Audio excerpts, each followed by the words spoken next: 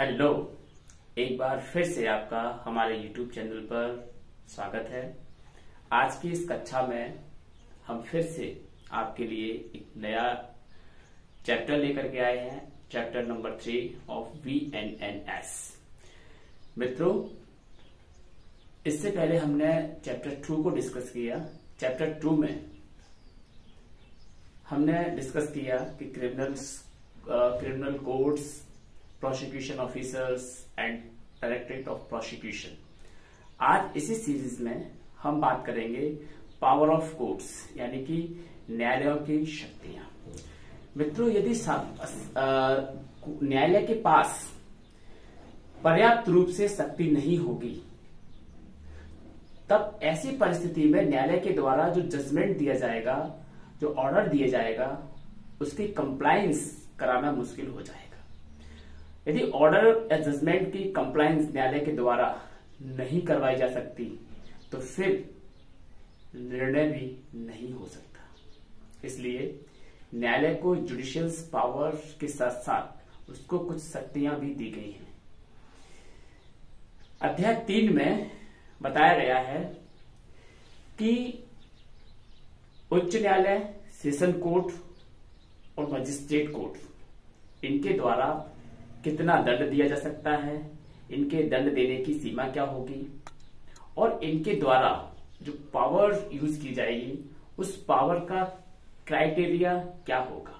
इन सब चीजों को सेक्शंस 21 से लेकर के सेक्शंस 29 तक डिस्कस किया गया है। इसमें कुल आपको 9 धाराएं देखने को मिलेंगी। मित्रों,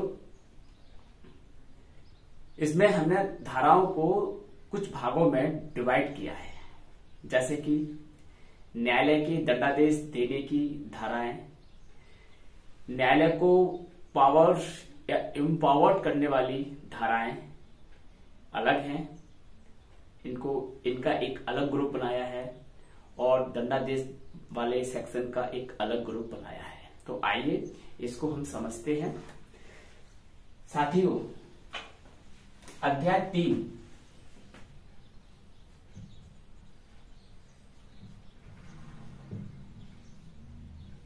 ठीक, पावर ऑफ कोर्ट्स यानी कि न्यायालय की शक्तियां, पावर ऑफ कोर्ट्स, ये बड़ा इंपॉर्टेंट है। इसकी पावर हमें पढ़नी है। इसमें सेक्शंस हमें देखने को मिलेंगी, सेक्शंस 21 to 29। कुल प्रकार की हमें 9 सेक्शंस में देखने को मिलेंगी। इसमें से हमने सेक्शनों को अलग अलग डिवाइड किया है, जिससे कि आसानी होगी हमें याद करने में और माइंड में इसे रखने में। विद्या वही श्रेष्ठ है जो समय आने पर काम आए, जो समय आने पर हमें याद आ जाए। ठीक, सेक्शंस 21 क्या कहती है?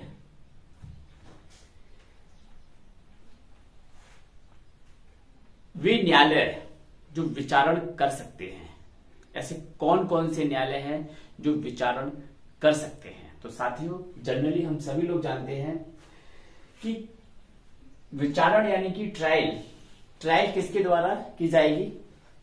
न्यायालय जिनके द्वारा विचारण होगा, यानी कि ट्रायल कोर्ट। यहां हम ट्रायल कोर्ट की बात कर रहे हैं। इसका मार्जिनल नोट्स आपको बुक में मिल जाएगा। सेक्शन 21 में मार्जिनल नोट्स लगा हुआ है। ट्रायल कोर्ट्स, अब ट्रायल यहां किस किस के द्वारा कंडक्ट की जाएगी? तो देखिए, high court, session court specially, और यदि आपने देखा होगा कि शेड्यूल फर्स्ट सीआरपीसी VNNS के पीछे एक शेड्यूल दी गई है। उस शेड्यूल में कौन सा ऑफेंस कॉग्निजेबल है, नॉन कॉग्निजेबल है, बेलेबल है, नॉन बेलेबल है, trial by magistrate, trial by जजेस, ये सारी चीजें शेड्यूल में दे रखी है। यदि स्पेशली ये हाईकोर्ट प्रश्न आता है कि सर हाईकोर्ट में तो कभी कोई ट्रायल चलती ही नहीं है, जनरली हाईकोर्ट में कोई ट्रायल नहीं चलती है, लेकिन हाईकोर्ट इन सबका सुपीरियर कोर्ट है, इसलिए उसके पास ये पावर है कि विशेष परिस्थितियों में हाईकोर्ट चाहे तब ट्रायल कर सकता है, उस पर कोई रोक नहीं है। तो हाई कोर्ट, सेशन कोर्ट और फर्स्ट जो शेड्यूल है,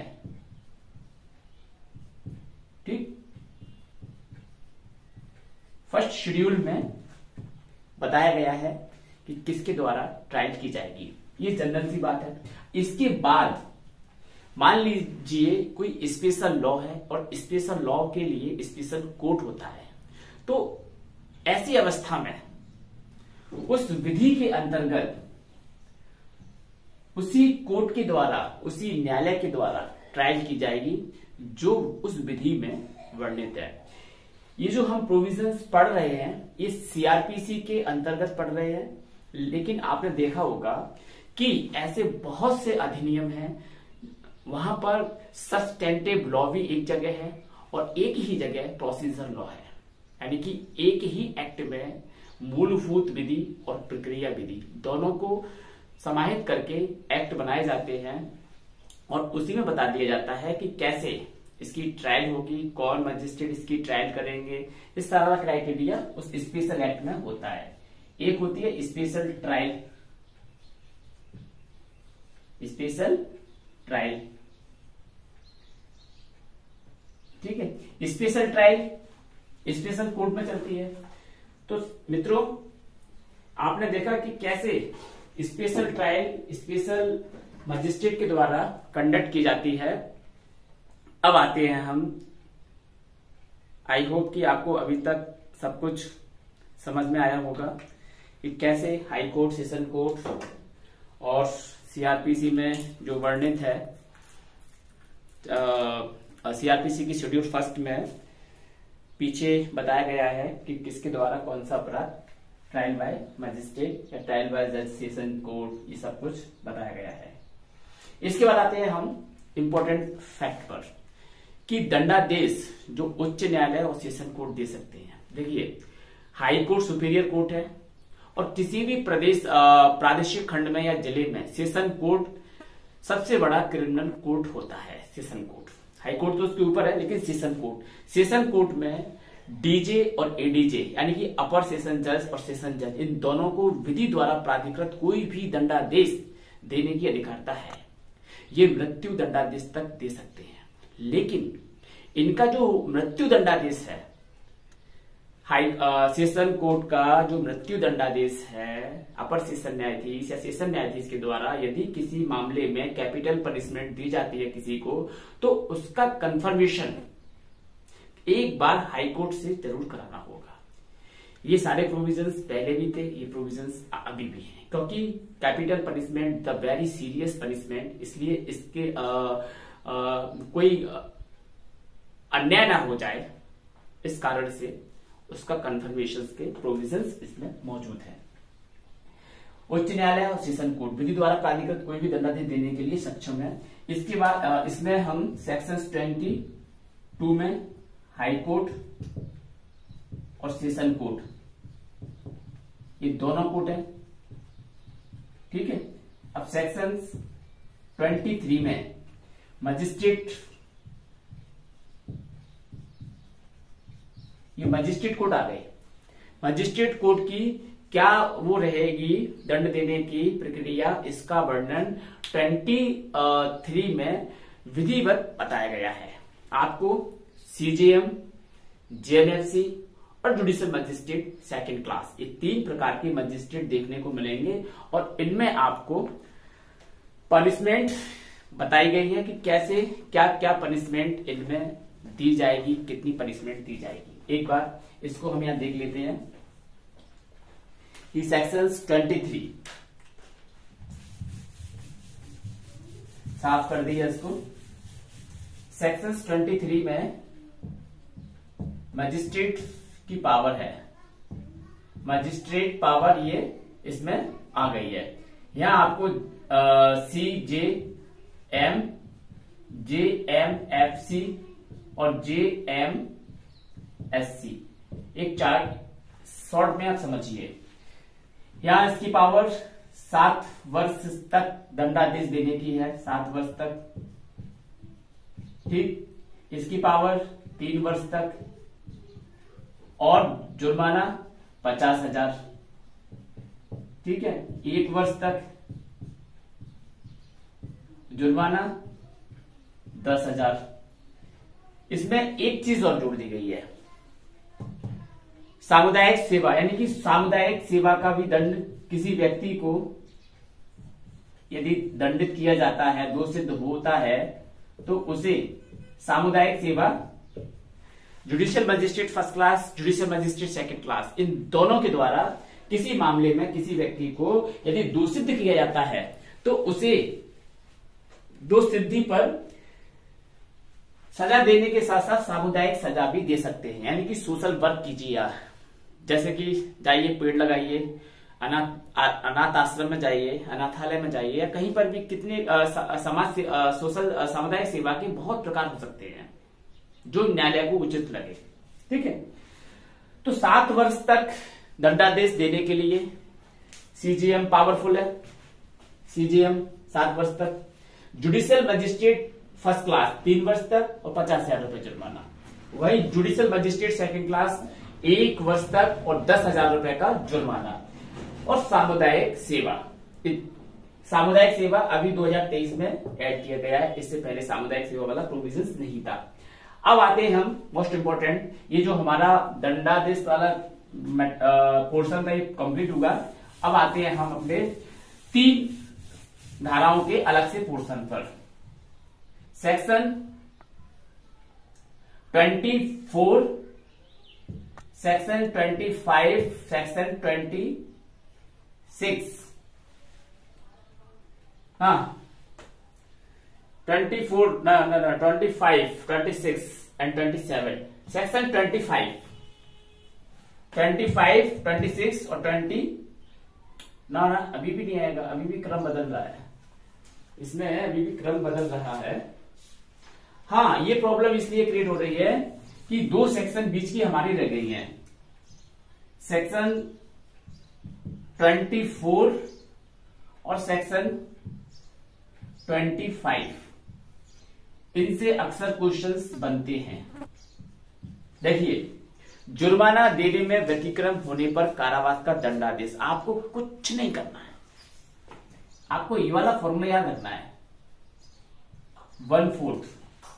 देखिए, कोई भी मजिस्ट्रेट किसी व्यक्ति को दंडादेश देता है और साथ में जुर्माने का दंडादेश भी देता है, तो जुर्माने का दंडादेश देते वक्त मजिस्ट्रेट को ये लगता है या बाद में ये लगता है कि किसी व्यक्ति ने जुर्माना देने में व्यतिक्रम किया है, यानी कि जुर्माना नहीं दे रहा है, तब ऐसी दशा में जुर्माना न देने पर उस व्यक्ति को कितना दंड दिया जा सकता है, ये बताया गया है सेक्शन 24 में। तो उस व्यक्ति को जो मुख्य दंडादेश है, जुर्माने का जो दंडादेश होगा, व्यतिक्रम का दंडादेश, वो मुख्य दंडादेश के अलग होगा। ठीक है, आप इसको ऐसे समझिए कि मान लीजिए किसी मामले में चोरी की सजा है 3 वर्ष, 3 वर्ष, ठीक है, 3 वर्ष चोरी की सजा है। कोई व्यक्ति चोरी के केस में 3 साल के लिए दोष सिद्ध होता है और उस पर जुर्माना लगाया जाता है मजिस्ट्रेट के द्वारा, सपोज दैट 20,000 रुपीज, 20,000 जुर्माना और 3 वर्ष की सजा। 3 वर्ष की सजा, ये मुख्य दंडादेश हो गया, ठीक, ये मुख्य दंड हो गया और ये जुर्माना हो गया। अब क्या करना है, जुर्माना उसने दिया नहीं, ठीक है, जुर्माना उस पर बकाया रह गया। अब क्या करेंगे, इसमें ये बताया गया है कि जो दंडादेश दिया जाएगा, जुर्माना देने पर कितना दंड दिया जाएगा उसका एक मेजरमेंट है, लेकिन उसकी अधिकतम लिमिट कितनी होगी ये बताया गया है सेक्शन 24 में। अधिकतम जो जुर्माना देने में व्यतिक्रम होने पर दंडादेश दिया जाएगा वो 1/4 से अधिक नहीं होगा, जो मुख्य दंडादेश है। अब चोरी का दंडादेश का 1/4 निकाल लीजिए, कितना होगा, तो इसका 1/4, इस 3 वर्ष का 1/4 दंडादेश इसको जुर्माना ना देने के लिए दिया जाएगा। अब उसको जो दंडादेश भुगतना होगा जेल में रह करके, वो 3 वर्ष ये पूरा करेगा और 1/4 जो भी निकले, 6 महीने, 8 महीने या 4 महीने जो भी निकले, वो दंडादेश अलग से 3 वर्ष में ऐड कर दिया जाएगा प्लस। ये प्लस में है। ठीक, अब जुर्माना दे दिया, जुर्माना ना देने पर कारावास का दंडादेश हो गया। इसके बाद आते हैं हम सेक्शन 25 पर। एक ही विचारण में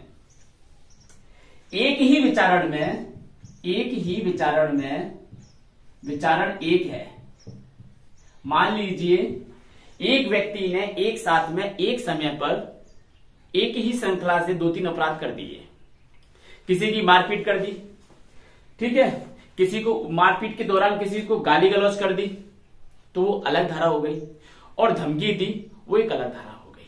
तो इन सभी धाराओं में व्यक्ति को दंडित किया जाएगा। अगर व्यक्ति का दंड साबित हो जाता है, दोषसिद्धि हो जाती है, तो ऐसी कंडीशन में उसे सिंपल हर्ट के लिए, जो सिंपल हर्ट होगा यानी कि सामान्य उपपत्ति होगी, सामान्य उपपत्ति के लिए अलग से दंडित किया जाएगा। अश्लील गालियों के लिए, अश्लील वाक्यों के लिए अलग से, और जान से मारने की धमकी मान लो किसी ने दी है। ये 3 एक्ट हो गए एक साथ में। इन तीनों एक्टों के लिए अलग अलग धाराएं लगाएंगी, अलग अलग धाराओं में अपराध साबित होगा। यदि मान लीजिए तीनों धाराओं में एक साथ में सारे एक्ट साबित हो गए, अब इसकी सजा है सपोज दैट 1 वर्ष, इसकी सजा है 6 महीने, और इसकी सजा है 6 महीने। ठीक, अभी कितना हो गया, 6 6 12, मतलब 2 साल 2 महीने। एक ही विचारण में दोषित व्यक्ति को सजा देने का जो मेजरमेंट है उसकी बात करता है सेक्शन 25। तो इसके लिए क्या होता है, मान लीजिए किसी मजिस्ट्रेट की पावर 3 साल से अधिक नहीं है, ठीक, और उस मजिस्ट्रेट ने दंड दिया है किसी व्यक्ति को सीक्वेंस क्राइम से। देखिए ये बात कब उठती है, जब मजिस्ट्रेट दंडादेश अधिरोपित करते वक्त स्पेशली ये ऑर्डर देता है कि दंडादेश जो भुगता जाएगा वो एक के बाद एक क्रम से भुगता जाएगा। यानी कि पहले ये दंडादेश भुगत लो 1 वर्ष का, 1 वर्ष पूरी हो जाए, फिर 6 महीने का भुगत लो, फिर 6 महीने पूरे हो जाए, फिर 6 महीने का भुगत लो। तो ऐसे जो क्रम से दंडादेश भुगतना है तब तो दिक्कत आती है, तब ये वाली बात यहां पर लागू हमें करनी पड़ती है। और यदि मजिस्ट्रेट ने अपने ऑर्डर में ये लिखा कि सभी दंडादेश एक साथ चलेंगे, एक साथ भुगते जाएंगे, तो उस कंडीशन में जो सबसे बड़ा दंडादेश होता है वो दंड भुगता जाता है, और जो छोटे छोटे दंड होते हैं वो उसी के पैरेलल एक साथ चल रहे होते हैं। सामान्यतः मजिस्ट्रेट सभी दंडों को एक साथ भुगतने के लिए ऑर्डर देते हैं, स्पेशली जजमेंट में लिखा होता है। अब आते हैं कि कोई भी दंडादेश मजिस्ट्रेट एक ही विचारण में अगर देगा तो उसकी अवधि स्पेशल प्रोविजंस है, उस स्पेशल प्रोविजंस के अंतर्गत बताया गया है, इसमें रिस्ट्रिक्शंस लगाया गया है इस सेक्शंस में। चाहे आप कितने भी दंडादेश दो, आपने देखा होगा अमेरिका में सजा बोल के किसी को 200 वर्ष की, किसी को 300 वर्ष की, किसी को 600 वर्ष की, ऐसे सजाएं बोलती हैं। तो वहां पर जो सजाएं बोलती हैं और व्यक्ति की सजा ऐसे ही चलती है, लेकिन उसकी पुनरावृत्ति जो अमेरिका में होती है भारत में ना हो, उसके लिए यहां पर एक रिस्ट्रिक्शंस लगा दिया है। क्या लगा दिया है इसी सेक्शन में, रिस्ट्रिक्शंस। क्या रिस्ट्रिक्शंस लगाया है कि मजिस्ट्रेट एक के बाद एक क्रम से दंडादेश भुगतने के लिए ऑर्डर पास करता है तो उसकी अवधि कुल मिलाकर 20 वर्षों से अधिक नहीं होगी। अब लो, आप दे लो दंडादेश, कितना दंडादेश दोगे क्रम से, लेकिन किसी भी कंडीशन में ये 20 वर्ष से आगे तक नहीं बढ़ेगी। यहां ये रिस्ट्रिक्शंस लगा हुआ है। तो साथियों, मजिस्ट्रेट के लिए कभी कभी दंडादेश देते वक्त इन चीजों पर विचार करना आवश्यक हो जाता है। ऐसी कंडीशंस भी कोर्ट में मजिस्ट्रेट के समक्ष आती हैं कि अब मान लीजिए कोई जुडिशियल मजिस्ट्रेट फर्स्ट क्लास या सेकंड क्लास है, उसकी अधिकारता है दंड देने की, लेकिन जब वो दंड देता है तो उसका जो दंडादेश है क्रम से वह दंडादेश यदि उसके मूल दंडादेश से अधिक हो रहा है, जो धारा 23 में देने के लिए कोई मजिस्ट्रेट सक्षम था, ठीक, सेक्शन 23 में कोई मजिस्ट्रेट देने के लिए सक्षम था, उस सीमा से अगर ऊपर जाता है क्रमवर्ती दंडादेश, तो ऐसी कंडीशन में किसी भी मजिस्ट्रेट के लिए ये आवश्यक नहीं होगा कि वह अपने समक्ष विचारित मामले को किसी अन्य उच्च अधिकारता वाले जज के पास या कोर्ट के पास भेजे। ठीक, ये कोई आवश्यक नहीं है, क्योंकि उसका मूल दंडादेश अलग है और क्रमवर्ती दंडादेश ये सिस्टम अलग है।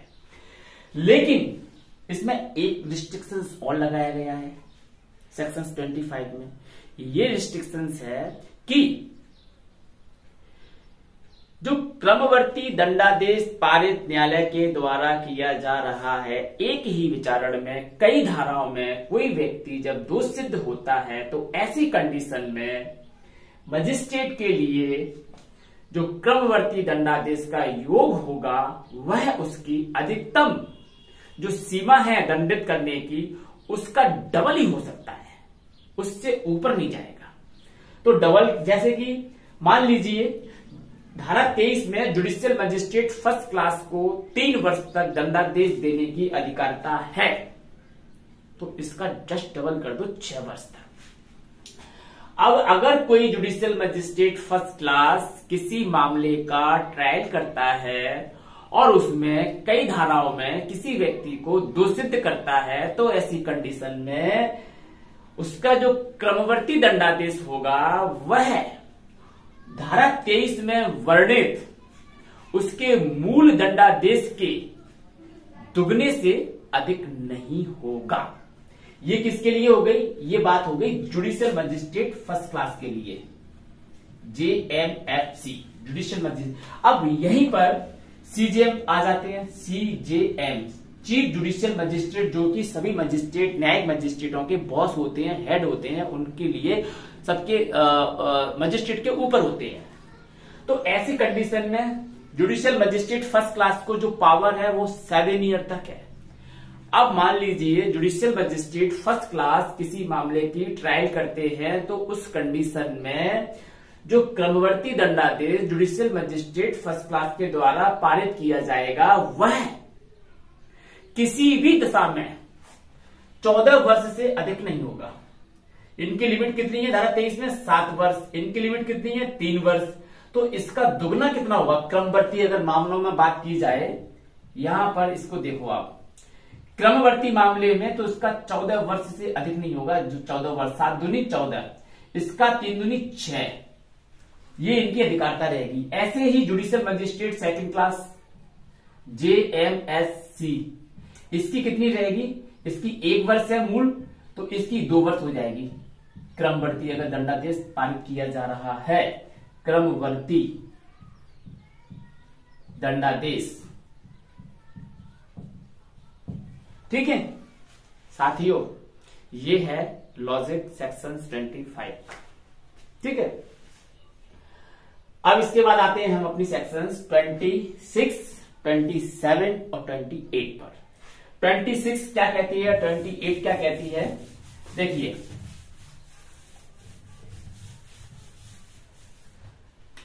सेक्शन 26, 27 और 28 ये एक ग्रुप है। इसी अध्याय में इसको हमने एक ग्रुप बना लिया। इसमें क्या करते हैं? शक्तियां से, देखिए, उच्च न्यायालय और राज्य सरकार के द्वारा अपने अधिकारियों को कुछ शक्तियां दी जाती हैं। तो इन शक्तियों को देने का जो क्रम है उसका वर्णन किया गया है सेक्शन 26 में। शक्तियां प्रदान करने का ढंग, कि शक्तियां प्रदान कैसे की जाएंगी, सेक्शन 26 शक्तियां प्रदान करने का ढंग। देखिए, शक्तियां प्रदान करने का ढंग, आपने सुना होगा कि मध्य प्रदेश में या यूपी में सिविल जज की भर्ती निकल रही है। सिविल जज के पद पर व्यक्तियों का चयन किया जा रहा है। सिविल जज यानी कि व्यवहारिक व्यवहार न्यायाधीश, और इंग्लिश में सिविल जज। ठीक, सिविल का मतलब व्यवहार, जज का मतलब न्यायाधीश। तो न्यायाधीश के पद पर किसी व्यक्ति की नियुक्ति होती है। ठीक है, न्यायाधीश बन गया कौन? व्यवहार न्यायाधीश। अब चूंकि जो सीजे है, सीजे यानी कि सिविल जज, सिविल जज ये कैसे आए थे?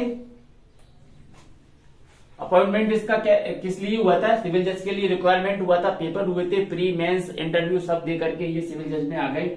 लेकिन ऐसे ही एसडीएम डीएम, ऐसे ही एसडीएम डीएम होते हैं, एसडीएम डीएम, है ना? तो ये इनकी जो भर्ती हो, देखिए एसडीएम पढ़ा, डीएम, डीएम, एडीएम ये होते हैं। इनकी भर्ती कैसे होती है? यूपीएससी से, यूपीएससी से यानी कि संघ लोक सेवा आयोग से।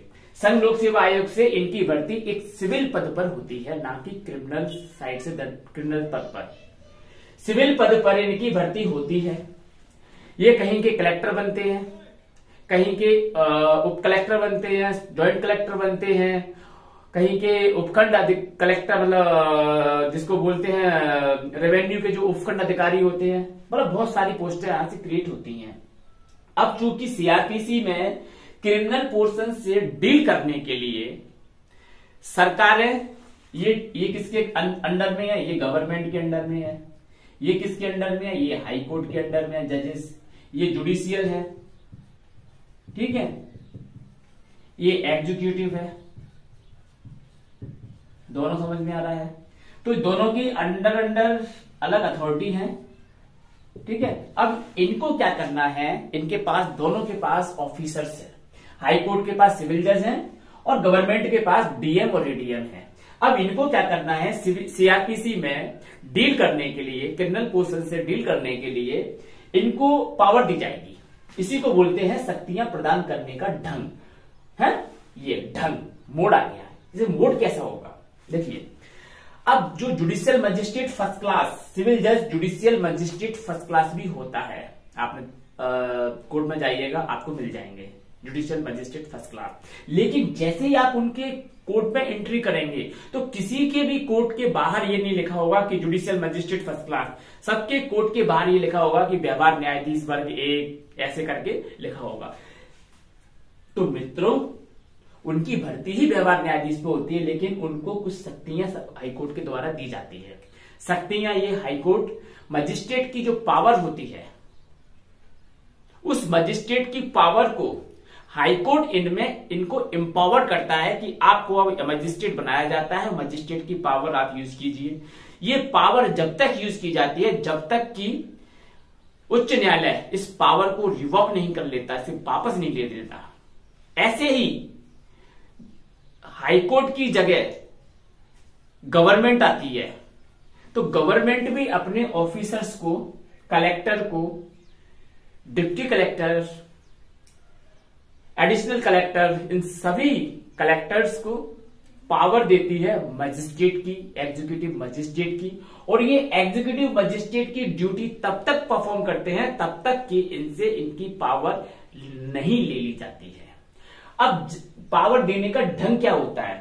क्या एक एक व्यक्ति को ये कह के पावर दी जाती है कि आपको मजिस्ट्रेट बनाया जाता है? नहीं। इसका ढंग ये है, या तो उच्च न्यायालय या राज्य सरकार ऐसा कोई आदेश पारित कर सकती है, जैसे कि वर्ग के आधार पर, पद के आधार पर व्यक्तियों को सूचित करते हुए आदेश किया जाएगा कि फलाने फलाने बैच के जितने भी व्यवहार न्यायाधीश है सबको जुडिशियल मजिस्ट्रेट की पावर दी जाती है। या ऐसे भी कर सकते हैं कि जितने भी व्यवहार न्यायाधीश वर्ग 1 है उनको जुडिशियल मजिस्ट्रेट फर्स्ट क्लास की पावर दी जाती है। या सरकार के द्वारा आदेश पारित किया सकता है कि जितने भी जिले में कलेक्टर हैं उन सभी कलेक्टर को डिस्ट्रिक्ट मजिस्ट्रेट की पावर दी जाती है। ऐसे, ठीक है। और ये कब तक रहेगा?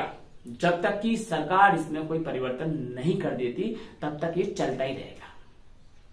ठीक है, लेकिन ये जो पावर दी जाती है ये तब ही लागू होगी जबकि कोई पावर दी गई है उस व्यक्ति की कम्युनिकेशन, उस व्यक्ति को कम्युनिकेट किया गया हो, उस व्यक्ति को सूचना मिल गई हो कि हाँ ये पावर मुझे वेस्ट की जाती है, मतलब उसमें निहित की जाती है।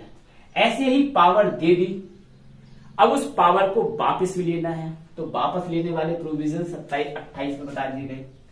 26 में पावर दे दी, 28 में पावर ले ली, 26 में पावर दे दी, 28 में पावर ले ली, बार बार रिपीट करो, 26 में पावर दे दी, 28 में पावर ले ली, बीच में बचा 27। 27 क्या कर रहा है?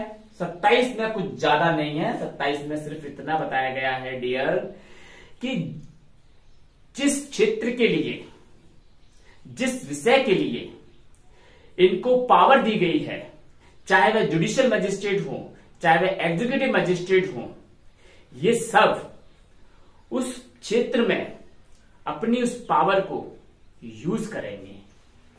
27 पे 28 में पावर वापस ले ली, पावर वापस ले ली जाती है, हाई कोर्ट भी ले सकता है, गवर्नमेंट भी ले सकती है, और इसे चीफ जुडिशियल मजिस्ट्रेट और डिस्ट्रिक्ट मजिस्ट्रेट इन दोनों के द्वारा भी पावर ली जाती है। क्योंकि ये जो 28 के अंतर्गत पावर वापस ली जाती है वो सीजेएम और डीएम इन दोनों के द्वारा भी ली जाती है, क्योंकि कुछ विषय में हाईकोर्ट के द्वारा और राज्य सरकार के द्वारा अपनी पावर काम करने के लिए सीजेएम और डीएम को भी दी जाती है। तो डीएम और सीजेएम ने जो जो पावर अपने अधीनस्थ ऑफिसर्स को दी है, अधीनस्थ न्यायिक कर्मचारियों को या कार्यपालक मजिस्ट्रेट को डीएम के द्वारा दी गई है, तो उस कंडीशन में ये भी पावर को वापस विड्रॉ कर सकते हैं, रिवोक कर सकते हैं, पावर को ले सकते हैं। तो इसमें बताया गया है सेक्शन 28 में। अब आते हैं इसकी फाइनल सेक्शन और इस चैप्टर का एंड। चैप्टर का एंड होता है सेक्शन 29 पर कि न्यायाधीश मजिस्ट्रेटों के पद उत्तरवर्ती द्वारा पावर का यूज किया जाना। न्यायाधीश और मजिस्ट्रेटों के पद उत्तरवर्तियों के द्वारा इस पावर का यूज किया जाना। साथियों, मान लीजिए एक मजिस्ट्रेट साहब थे यहाँ पर एक जिले में, वो मजिस्ट्रेट साहब यहाँ रहे, उन्होंने कोई जजमेंट पास किया, अधूरा रह गया और उनका ट्रांसफर हो गया। अब उनकी जगह उसी पद पर कोई दूसरे मजिस्ट्रेट साहब आएंगे ट्रांसफर होकर के या कहीं से किसी भी विधि से, तो उनके द्वारा जो पावर यूज की जाएगी उसके बारे में बात की गई है कि पद उत्तरवर्ती। अब पद उत्तरवर्ती कौन होगा? मान लीजिए यदि कोई कंट्रोवर्सी होती है, कोई कंफ्लिक्ट क्रिएट होता है कि पद उत्तरवर्ती कौन है, एग्जीक्यूटिव मजिस्ट्रेट का पद उत्तरवर्ती कौन है या जुडिशियल मजिस्ट्रेट का पद उत्तरवर्ती कौन है, तो इस विषय को किसके द्वारा सॉल्व किया जाएगा वो भी बता दिया गया है। यदि जुडिशियल फील्ड से कोई मामला है कि पद उत्तरवर्ती कौन है, तो इस बारे में सभी शंकाओं का समाधान सेशन कोर्ट के द्वारा किया जाएगा। और यदि एग्जीक्यूटिव फील्ड से मैटर डील करता है तो जिला मजिस्ट्रेट यानी कि डीएम के द्वारा इसको डिसाइड किया जाएगा कि कौन किसका पद उत्तरवर्ती होगा। जी हां, और जैसे ही पद उत्तरवर्ती उस सीट पर बैठता है जिस पर उससे पहले ऑफिसर बैठे हुए थे, तो वो उत्तरवर्ती व्यक्ति जो बाद में आया है वो उन सब शक्तियों का प्रयोग करेगा जो उससे पहले मजिस्ट्रेट कर रहे थे अपने पद पर रहते हुए, और उन सब कार्रवाइयों को वहां से आगे बढ़ा देगा।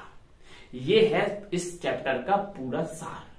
आई होप कि आपको आज का लेक्चर बहुत अच्छा लगा होगा, एंजॉयफुल लगा होगा, जानकारी से युक्त है आज का ये जो एपिसोड है, और उम्मीद करता हूं कि आपके हर एक कॉम्पिटिटिव एग्जाम में जो जुडिशियल फील्ड से होने जा रहा है, आपके लिए ये चैप्टर 3 और आज का लेक्चर किसी रामबाण से कम नहीं होगा यदि आप इसको बार बार अगेंस्ट एंड अगेंस्ट स्टडी करते हैं। मुझे नहीं लगता कि अब इस चैप्टर में से कोई भी क्वेश्चन बनता है तो आपसे छूटेगा, क्योंकि इसमें आने वाले सारे क्वेश्चंस को कवर कर दिया गया है। बस इसमें एक चीज की कमी रह गई है, वो है कमेंट्री की। कमेंट्री नहीं की गई है, अन्यथा सब कुछ कर दिया गया है। मित्रों, जुडिशियल मजिस्ट्रेट, न्यायिक फील्ड, जुडिशियल फील्ड हो आपकी या एग्जीक्यूटिव फील्ड हो, दोनों में अपना अपना स्कोप है। लेकिन ये जो सीआरपीसी जो आती है ओवरऑल, ये जुडिशियल फील्ड में ज्यादातर पूछी जाती है और यहां से क्वेश्चन बहुत स्ट्रांगली पूछे जाते हैं। इसलिए प्रत्येक विधि के विद्यार्थी को इस प्रक्रिया संहिता का जो क्रिमिनल प्रोसेस सिस्टम है, इसका ठीक से अध्ययन करना है।